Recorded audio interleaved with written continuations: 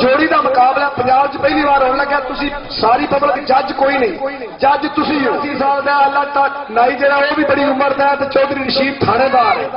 तीन पाकिस्तान के सितारे ने। तुसा जिन्होंने वास्ते ताई बजानी है ना, वो बड़ा कप उन्होंने देना, दूसरे नंबर वाले देना छोटा कप है।